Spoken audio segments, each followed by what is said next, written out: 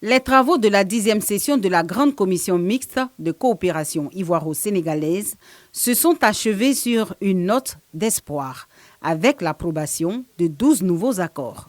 La famille, la femme et l'enfant, dans le domaine économique, en matière de coopération judiciaire, où nous avons 4 projets qui sont proposés, portant sur l'extradition, la coopération en matière civile commerciale, l'entraide judiciaire et le transfèrement des condamnés.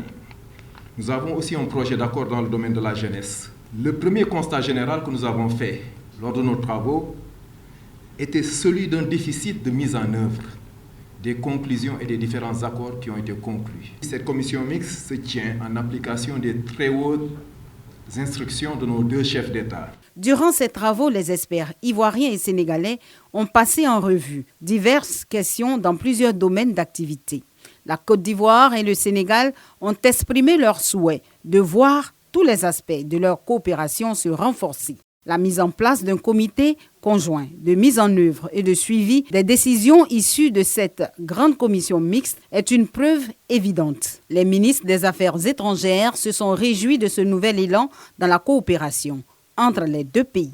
Je voudrais saisir cette occasion pour adresser mes félicitations aux experts sénégalais et ivoiriens pour la qualité de leurs travaux dont les résultats nous donnent entière satisfaction.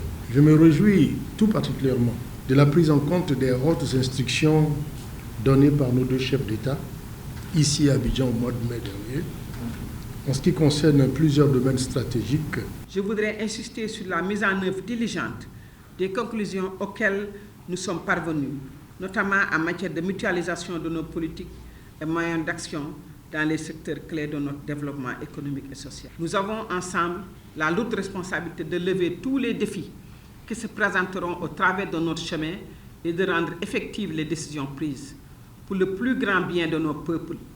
Les engagements pris à cet égard sont rassurants quant à l'avenir de notre coopération. Au terme des travaux de la 10e session de la Grande Commission mixte ivoiro-sénégalaise, les 2 ministres ont procédé à la signature des accords de coopération.